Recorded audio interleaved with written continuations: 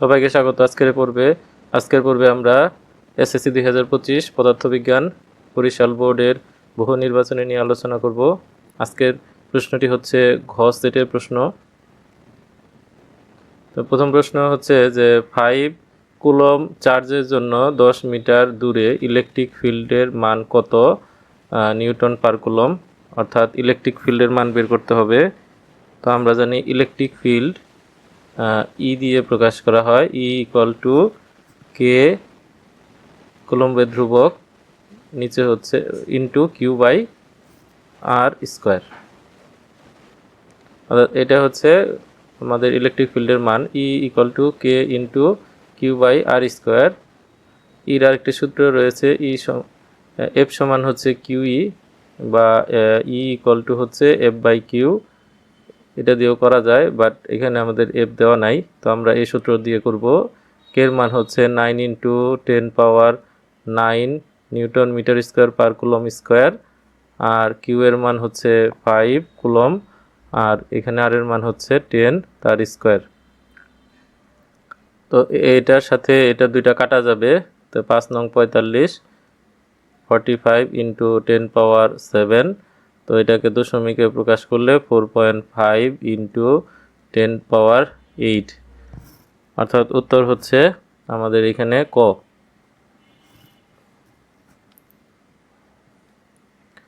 -5 degree Celsius তাপমাত্রায় বরফের আণবিক ধর্ম কোনটি? তো অণুগুলো নিজেদের অবস্থানে আটকে থাকে, অর্থাৎ -5 ডিগ্রি তাপমাত্রায়।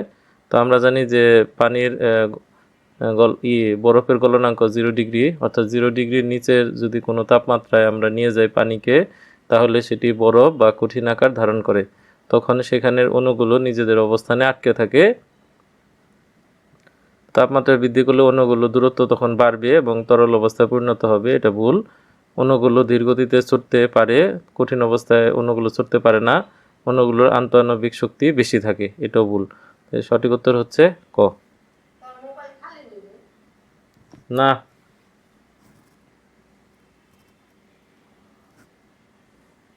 যখন কোনো তারকে টানা হয় তখন তার ভেতরে যে বল কাজ করে তার নাম কোনটি? এটা হচ্ছে টেনশন। তার মধ্যে একটা বল কাজ করে, সেটা হচ্ছে টেনশন। এটাকে টি দিয়ে প্রকাশ করা হয়, এটাও এক ধরনের বল। নিচের কোন যন্ত্রে ট্রান্সডিউসার দেখা যায়? সেটা হচ্ছে আল্ট্রাসোনোগ্রাফি। একটি ট্রান্সফরমারের প্রাইমারি কয়েলের প্যাচ সংখ্যা 100, সেকেন্ডারি কয়েলের প্যাচ সংখ্যা হচ্ছে 1000। প্রাইমারি কয়েলে 100 ভোল্টেজ ডিসি দেওয়া হলে তার সেকেন্ডারি কয়েলের ভোল্টেজ মান কত? এখানে খেয়াল করতে হবে যে 10 ভোল্ট ডিসি। ট্রান্সফরমার কিন্তু ডিসি ভোল্টেজে কাজ করে না, সেটা শুধু অনলি এসি ভোল্টেজে কাজ করে। যেহেতু ডিসি ভোল্টেজ দেওয়া হয়েছে, কাজেই সেকেন্ডারি বা গৌণ কুণ্ডলী থেকে কোনো ভোল্টেজ পাওয়া যাবে না। অ্যান্সার হচ্ছে 0 ভোল্টেজ। তো কোনো বস্তুর গতিশক্তি 1/16 গুণ হলে বেগের মান কত?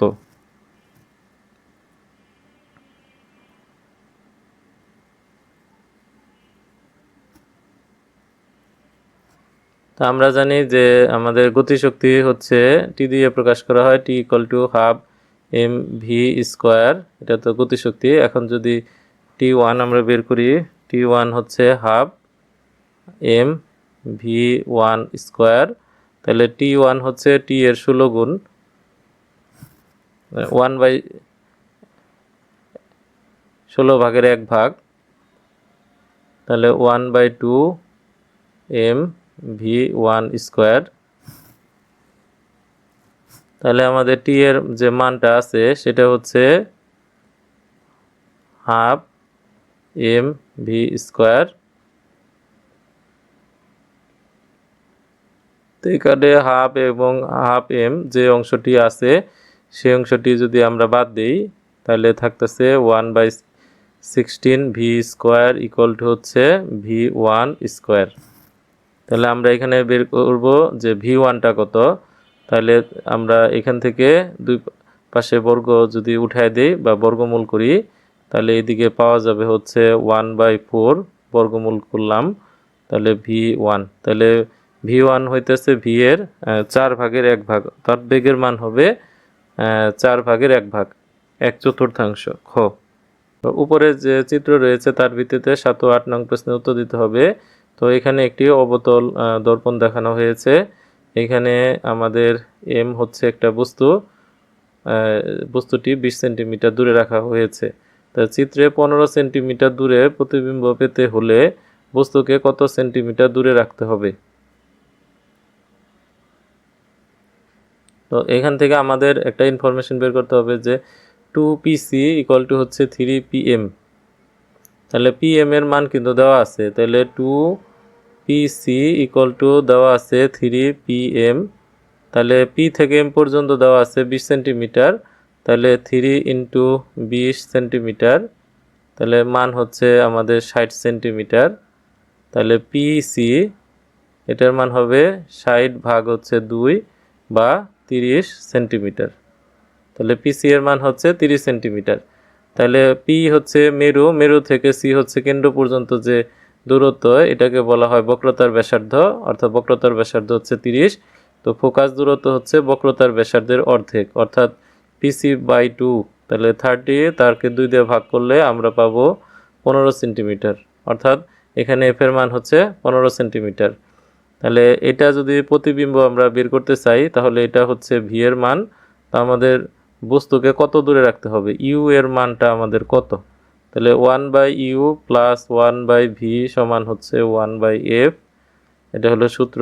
তাহলে 1/u সমান হচ্ছে 1/f - 1/v। তাহলে আমরা যদি মান বসাই দেই 1/v, ভি এর মান হচ্ছে 15 মাইনাস, আর এখানে এফ এর মান হচ্ছে 15, ভির মানও কিন্তু 15। তাহলে লসাগু করলে এটা বিয়োগ করলে কিন্তু আমাদের মান হবে 0।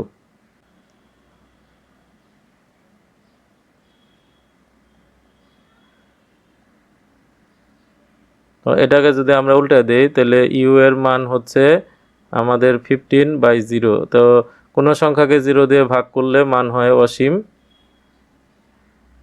তাহলে আমাদের বস্তুকে অসীম দূরে রাখতে হবে। উপরের যে আয়নাটি রয়েছে, মানে এই আয়নাটার কথা বলা আছে, এখানে শুধু বাস্তব প্রতিবিম্ব তৈরি হয়। এটা হচ্ছে অবতল আয়নাতে বাস্তব এবং অবাস্তব উভয় ধরনের প্রতিবিম্ব হয়। যদি আমরা বস্তুটিকে মেরু এবং ফোকাস বিন্দুর মাঝে স্থাপন করি, মেরু এবং ফোকাসের মাঝে স্থাপন করি, তাহলে বস্তুটি হবে অবাস্তব প্রতিবিম্ব, আর বাকি সকল ক্ষেত্রে হবে বাস্তব। তাহলে এখানে যেহেতু শুধু লিখছে তাই এজন্য এটা হচ্ছে ভুল। তাহলে আমরা সঠিক উত্তর পেয়ে যাব 2 এবং 3, 8 খ। বাকিগুলা ট্রাই করার দরকার নাই, কারণ 1 নাম্বারটা ভুল। উত্তর হবে 2 এবং 3। নিচের কোনটি স্কেলার রাশি? স্কেলার রাশি হচ্ছে যে সকল রাশি শুধুমাত্র আমাদের মান রয়েছে তাকে বলা হয় স্কেলার রাশি। তো এটার উত্তর হচ্ছে চাপ। চাপ ভেক্টর রাশি হওয়ার কথা, কিন্তু এটা হচ্ছে স্কেলার, কারণ আমরা জানি যে চাপ P = হচ্ছে F/A, যেখানে F হচ্ছে একটি ভেক্টর রাশি আর A হচ্ছে স্কেলার। তো ভেক্টর রাশিকে স্কেলার রাশি দিয়ে গুণ বা ভাগ করলে মানটা ভেক্টর রাশি হওয়ার কথা, কিন্তু চাপ হচ্ছে ব্যতিক্রম। চোখ দূরের বস্তু দেখতে পায় না, কারণ চোখের লেন্সের অভিসারী ক্ষমতা যদি বৃদ্ধি পায়, এটা হচ্ছে সঠিক। অক্ষিগোলকের ব্যাসার্ধ যদি বৃদ্ধি পায়, অর্থাৎ দূরের বস্তু যারা দেখতে পায় না তাদের হচ্ছে রস দৃষ্টি বা ক্ষীণ দৃষ্টি। তো তাদের ক্ষেত্রে আমাদের অবতল লেন্সের চশমা ব্যবহার করতে হবে, অর্থাৎ মাঝখানে সরু এবং প্রান্ত মোটা এই ধরনের চশমা বা নেগেটিভ পাওয়ারের চশমা ব্যবহার করতে হবে। তো ফোকাস দূরত্ব বেড়ে গেলে, এটা হলো ফোকাস দূরত্ব কমে গেলে হবে সঠিক। তাহলে উত্তর হচ্ছে 1 এবং 2 ক। একটি গাড়ির বেগ এত মিটার/সেকেন্ড, গাড়িটিতে এত মন্দন সৃষ্টি করা হলে 4 সেকেন্ড পর গাড়ির বেগ কত? অর্থাৎ এটা হলো আদি বেগ, এটা মন্দন। তাহলে এ এর মান, আর এলো আমাদের টি এর মান দেওয়া আছে, ভি এর মানটা বের করতে হবে। তা আমরা জানি যে ভি সমান হচ্ছে ইউ। আমরা যদি মন্দনের কথা নেই তাহলে মন্দনের ক্ষেত্রে হবে আমাদের -AT, যদি আমরা এটাকে মন্দন হিসেবে ধরি। তাহলে এখানে হচ্ছে 12 আদিবেগ আর এর মান হচ্ছে 2.5, টির মান হচ্ছে 4। তাহলে 12 মাইনাস এটা গুণ করলে 10, বিয়োগ করলে হচ্ছে 2, অর্থাৎ 2 মিটার পার সেকেন্ড। 11 এর ক। উচ্চধাপী ট্রান্সফরমারের ক্ষেত্রে উচ্চধাপী ট্রান্সফরমার হচ্ছে যে ট্রান্সফরমারের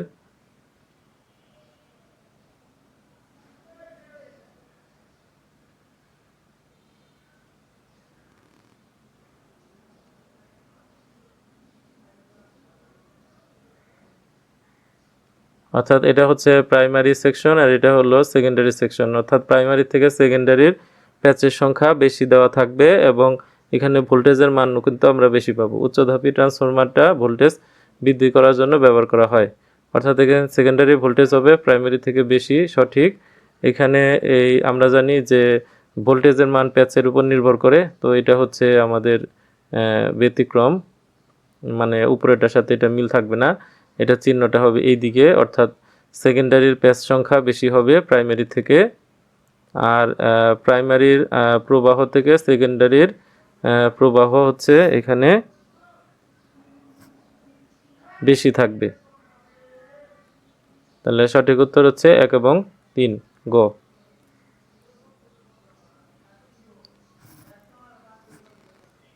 তাপমাত্রিক পদার্থ নয় কোনটি? এটা হচ্ছে পানি, কারণ পানি ব্যবহার করে তাপমাত্রা পরিমাপ করা যায় না। অ্যালকোহল, গ্যাস বা পারদ ব্যবহার করে তাপমাত্রা পরিমাপের জন্য ব্যবহার করা হয়ে থাকে, অর্থাৎ থার্মোমিটারে ব্যবহার করা যায়, কিন্তু পানিকে থার্মোমিটার কাজে বা তৈরির কাজে ব্যবহার করা হয় না। নিচের কোন পদার্থটি উত্তম পরিবাহী? এটা হচ্ছে অর্থাৎ সবচেয়ে বেশি পরিমাণে তড়িৎ পরিবহন করে এবং রোধের মান কম, সেটা হচ্ছে রূপা। 15 এখানে স্পর্শ বল কোনটি? অর্থাৎ যে বল কোনো বস্তুকে স্পর্শ করে তৈরি হয় সেটা হচ্ছে স্পর্শ বল।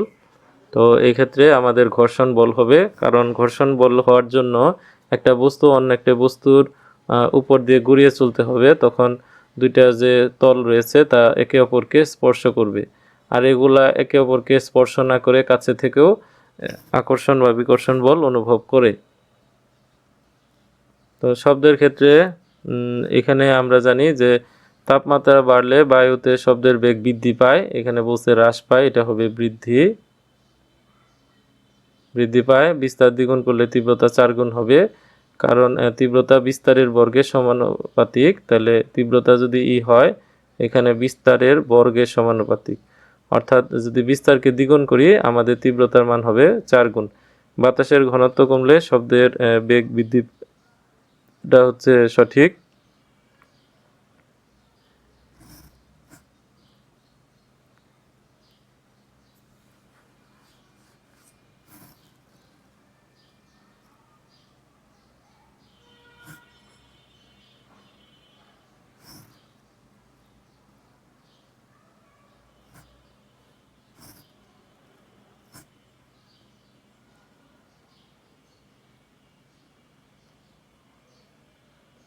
তো এখানে চিত্রে এ থেকে বি, এটা হচ্ছে আমাদের 200 সেন্টিমিটার বা 2 মিটার বলা যায়, তাহলে আমরা এটাকে 2 মিটারও বলতে পারবো। তা এম থেকে এন বা এন বা এইচ, এটা হচ্ছে আমাদের 0.5, অর্থাৎ এটুকু যদি আমাদের 0.5 হয় এবং এটুকু যদি 0.5 হয় তাহলে এম থেকে এইচ, অর্থাৎ এম থেকে এইচ এর মান হবে এম এন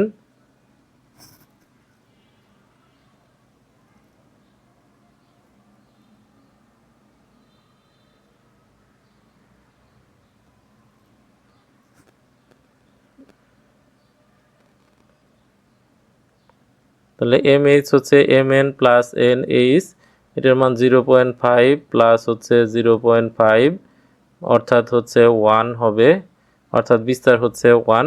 এখন প্রশ্ন হচ্ছে যে তরঙ্গটির কম্পাঙ্ক কত হার্টজ, তার মানে আমাদের এফ এর মান বের করতে বলছে। তা আমরা জানি যে এফ সমান হচ্ছে 1/t, এটাও বলতে পারি।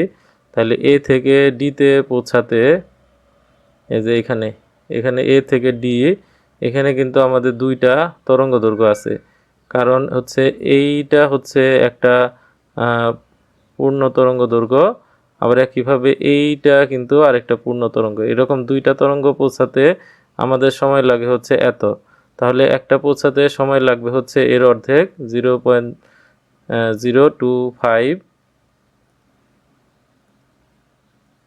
হ্যাঁ এটার অর্ধেক আমাদের সময় লাগে।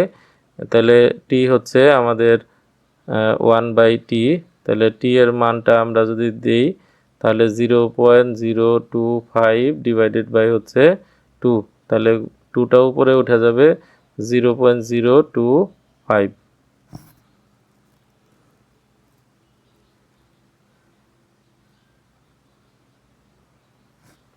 তাহলে মান হচ্ছে আমাদের এটা 80, তাহলে উত্তর হচ্ছে 80 হার্টজ।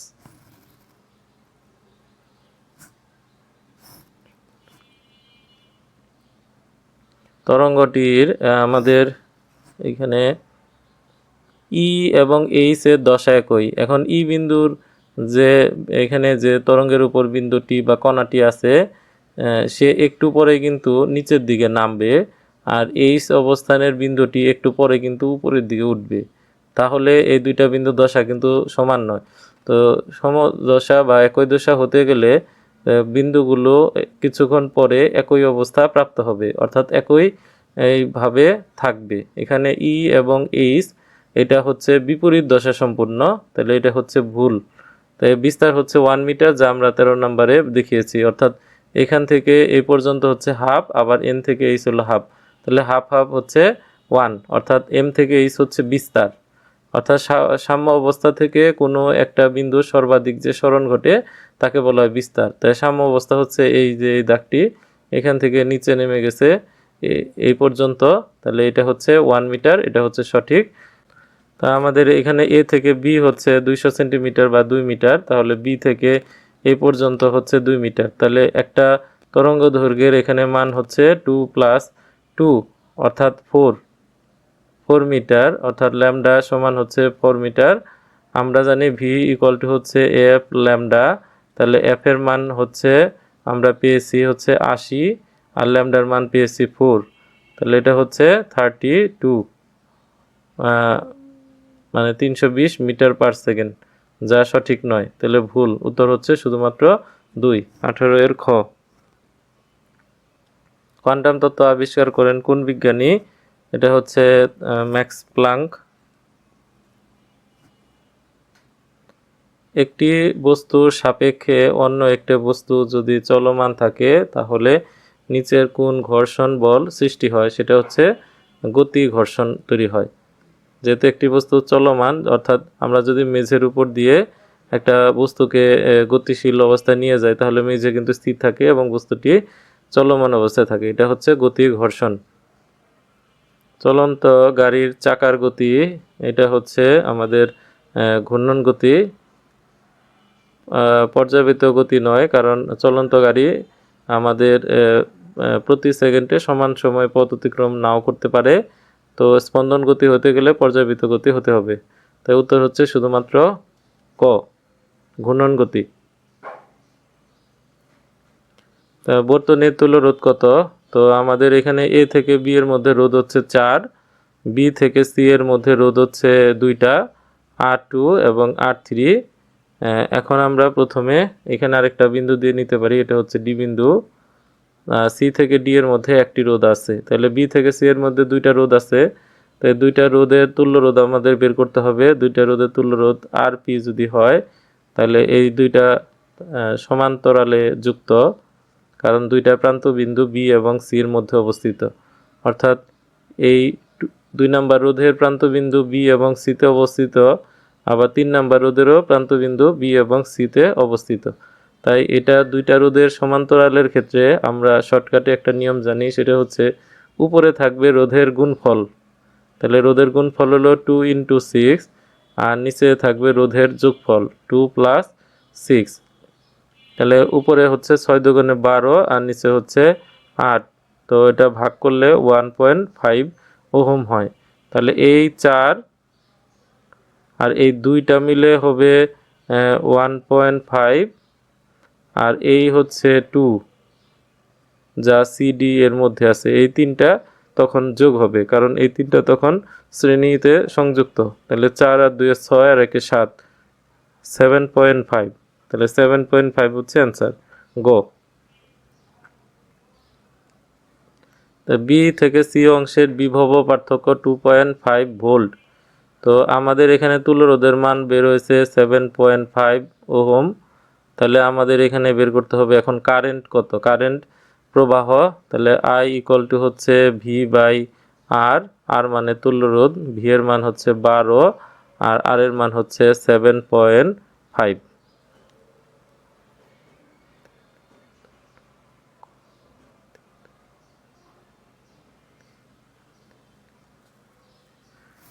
তাহলে 12/7.5, এটার মান হচ্ছে 1.6।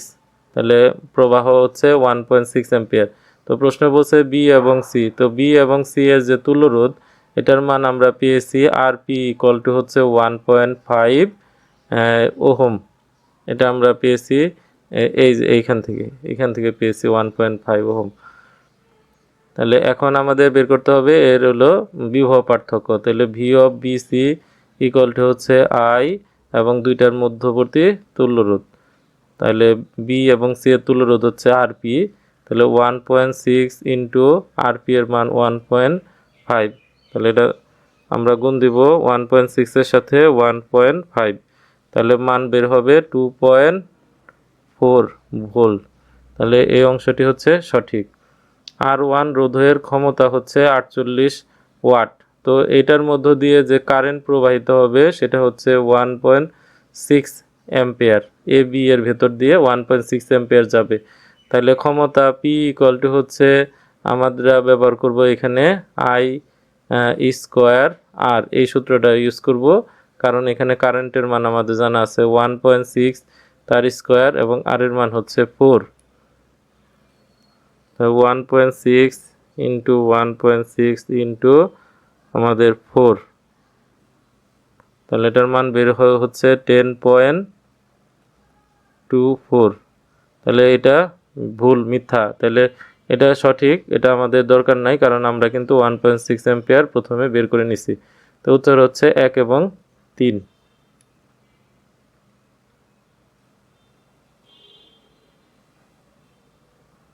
তো ক্ষমতা আমরা জানি ক্ষমতা P equal to W by T. P আবার ডাব্লিউ মানে হচ্ছে M G H divided by T, এভাবেও হবে। এখন এম এর যে মাত্রা, এম হচ্ছে ভর, এম এর মাত্রা হচ্ছে কি ক্যাপিটাল এম, অর্থাৎ ভরের মাত্রা হচ্ছে ক্যাপিটাল এম। জি হচ্ছে মিটার পার সেকেন্ড স্কোয়ার, তাহলে মিটার হলো লেন্থ, আর সেকেন্ড স্কোয়ার হচ্ছে টি পাওয়ার -2।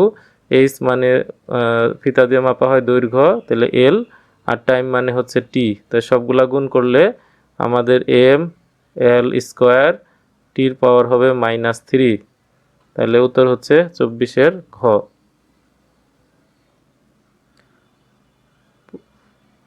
এ বি এবং ই এ বস্তু দ্বয়কে নিকটে রাখা অবস্থায়, অর্থাৎ এ বি এটা হচ্ছে একটি ধনাত্মক চার্জযুক্ত বস্তু এবং ই এফ হচ্ছে চার্জবিহীন বা নিরপেক্ষ বস্তু। এক্ষেত্রে আমরা যদি এখানে এ বি কে সরিয়ে নিলে ই এফ আহিত হবে, যদি সরিয়ে নেই তাহলে তো আহিত হবে না, কারণ সরিয়ে নিলে ই এফ এ যেহেতু আহিত নাই মানে আধানবিহীন, সেহেতু এটা আধানবিহীনই থাকবে। বরঞ্চ এ বি কে কাছে নিয়ে আসলে ই এফ এর মধ্যে আমাদের এই প্রান্তে মাইনাসের আধিক্য থাকবে এবং এই প্লাসে পজিটিভ বিন্দু বা পজিটিভ চার্জগুলো দূরে সরে যাবে। তাহলে ই এ প্রান্ত ঋণাত্মক আধানে আহিত হবে, এ প্রান্ত ধনাত্মক আহিত হবে, কারণ এটা হচ্ছে ধনাত্মক চার্জযুক্ত। তো এর আকর্ষণে আমাদের ইলেকট্রনগুলো ই প্রান্তে চলে আসবে এবং পজিটিভ বা ধনাত্মক চার্জগুলো এফ বিন্দুতে চলে যাবে। তার মানে এই দুইটা হচ্ছে ভুল। ই এফকে সরিয়ে নিলে এ বি আহিত থাকবে না, ই এফকে সরিয়ে নিলে এ বি এর আহিত থাকবে না, এটা ভুল। কারণ হচ্ছে এ বি আগে থেকে আহিত, কাজে ই এফ এর উপর এ বি এর আহিত হওয়া নির্ভর করে না। এ প্রান্ত ভূসংযুক্ত যদি করা হয়, অর্থাৎ এটাকে যদি আমাদের গ্রাউন্ডিং করা হয়ে থাকে, তাহলে ই এফ প্রান্তের নিট আধান শূন্য হবে, কারণ মাটি থেকে কিছু ইলেকট্রন এসে আমাদের এইখান দিয়ে এ বিন্দুর যে পজিটিভগুলো আছে তাকে নিষ্ক্রিয় করে দেবে, এটা হচ্ছে সঠিক।